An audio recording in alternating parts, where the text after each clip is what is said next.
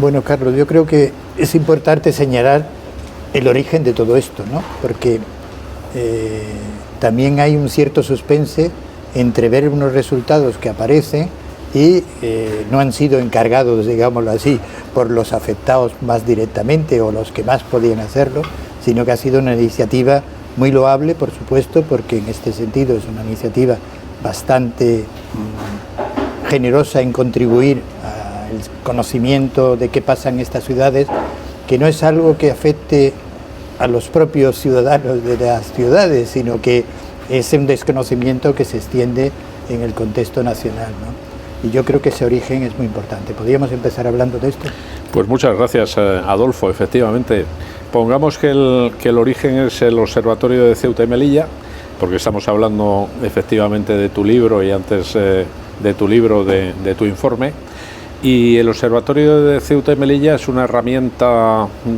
de comunicación y de influencia política joven, porque empezamos a publicar informes allá por el otoño de 2020 y que nace de la necesidad evidente de que alguien se ocupara de Ceuta, Melilla, de más territorios en el norte de África, en términos no solo de transmitir conocimientos sobre los mismos, sino de explicando las vulnerabilidades, las necesidades, los desafíos, aportar con personas conocedoras, con buenos analistas, con buenos profesionales, respuestas a las grandes preguntas. No está mal plantear buenas preguntas para que luego haya buenas respuestas. Y es en ese contexto en el que, una vez identificada el área, llamémosla constitucional, administrativa, jurídica, de esos territorios y sobre todo de las ciudades, como necesitada de análisis y de evaluación de situación y de respuestas para mejorar una situación que indudablemente merece ser mejorada y necesita ser mejorada, pues afortunadamente encontramos a la persona idónea, que eres tú. Es decir, que si alguien conoce Ceuta y Melilla, Melilla-Ceuta, en esa dimensión y tiene una bibliografía amplísima y tiene esa sensibilidad y ese conocimiento, pues tuvimos la oportunidad que nos brindaste de contar contigo para, primero, desarrollar un informe, que es siempre un input corto pero muy concreto como invitación a la acción, y que como lógicamente todos nos quedamos con ganas de más, pues esto ha visto su desarrollo en un libro que es el que presentamos hoy.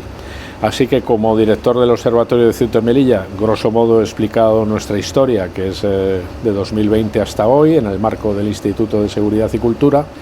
Pues yo creo que lo importante es que esos contenidos específicos, esa invitación a la acción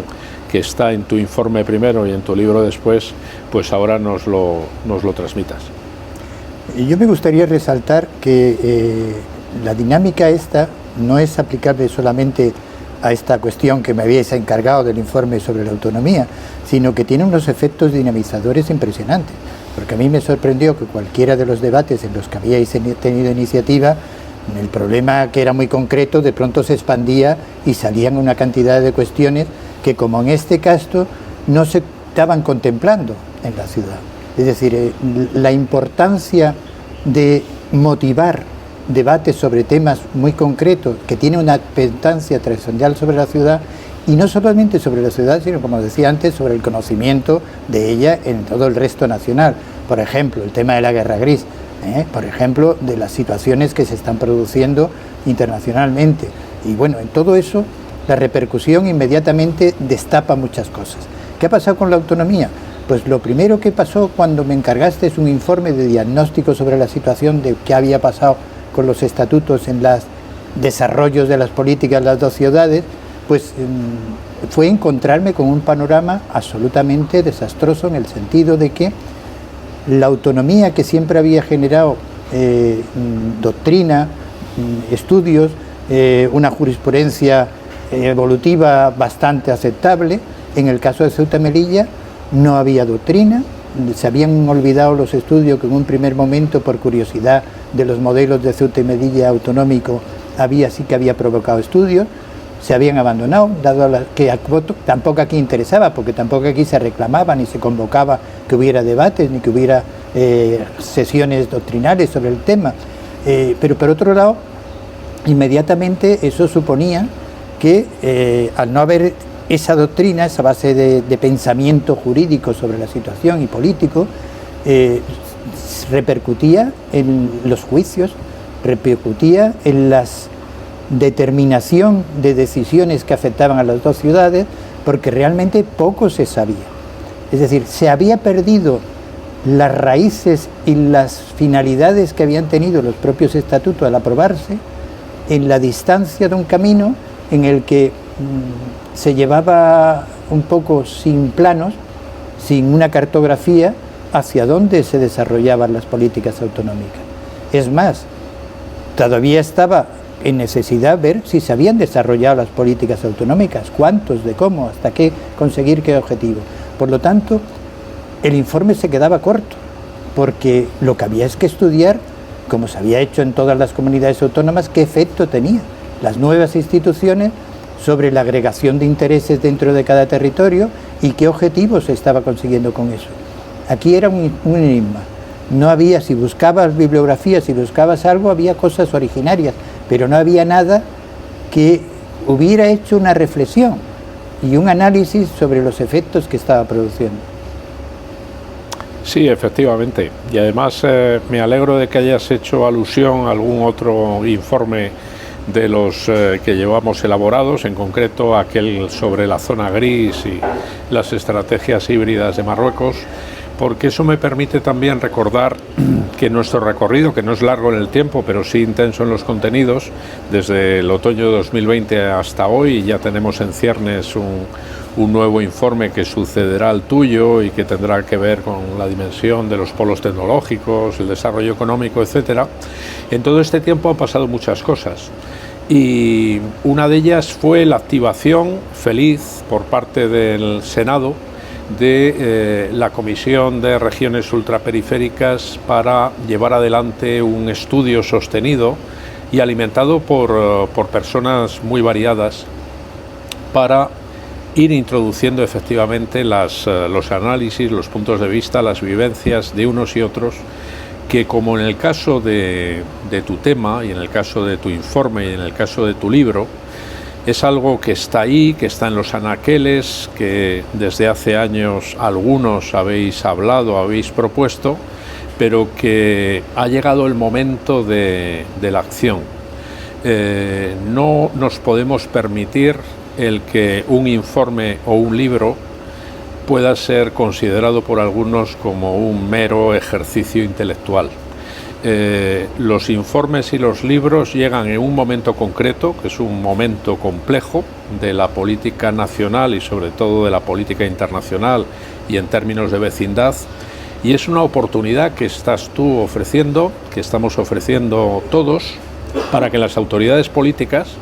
y para que los decisores aprovechen esa invitación a la acción y no solo al conocimiento, para mejorar situaciones que son manifiestamente mejorables. Es muy curioso esto, porque si yo tuviera que elegir una conclusión del libro, es que precisamente lo que el libro ha intentado hacer es un diagnóstico de una situación en sentido amplio en el que surgen ausencias de actuaciones, debates necesarios sobre los efectos que está teniendo, discriminaciones que se están produciendo, ineficacia en determinado ejercicio de las competencias, y todo eso, ¿a qué va a abocar? No a que se trate como un manual de, digamos, esto es el programa que tenemos que hacer, no, eso debe de justificar como necesaria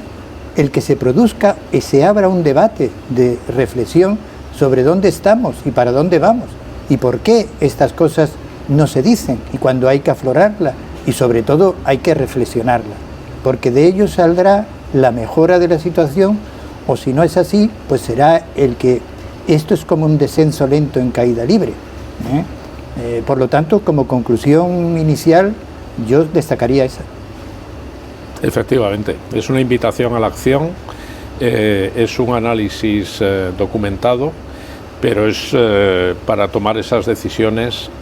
importante e imprescindible que la reflexión más amplia, la que nosotros estamos invitando a hacer, se produzca. Vamos a ver, el libro trata, como todo análisis que quiere diagnosticar una situación,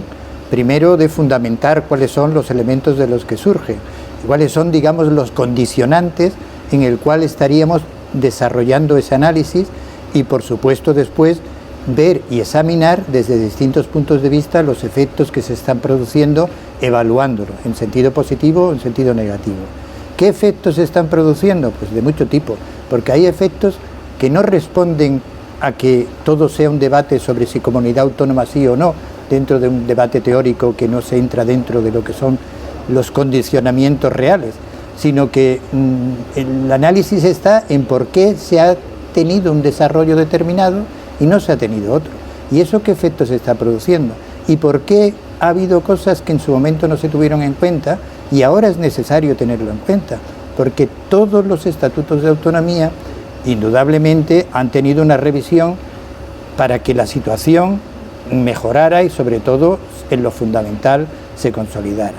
Temas en los que incluso yo resalto que se produce un desfase tan grande entre lo que se está ofreciendo políticamente o institucionalmente a las sociedades de Ceuta y Melilla con respecto al resto de la sociedad española, ¿no? Y en ese sentido sí que podemos hablar de que hay cosas que aquí no se tienen en cuenta y que no se están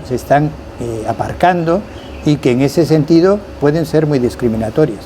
La discriminación, pues por ejemplo, Ceuta y Melilla tienen un estatuto de autonomía que es lo que le iguala a las comunidades autónomas. Solamente hay los 17 de comunidades autónomas y los 2 de comunidad autónoma. Nadie tiene el reparto de poder de los artículos 148 y 149, salvo esos 19 estatutos de autonomía.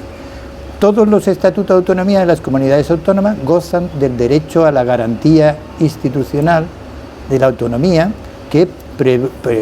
establece el artículo 2 de la Constitución española, excepto Ceuta y Melilla, que sí sigue todo lo que es un estatuto de autonomía de los previstos en el título 8, pero no aplica la garantía de ese derecho. Es decir, cómo se preserva la autonomía de Ceuta o la autonomía de Melilla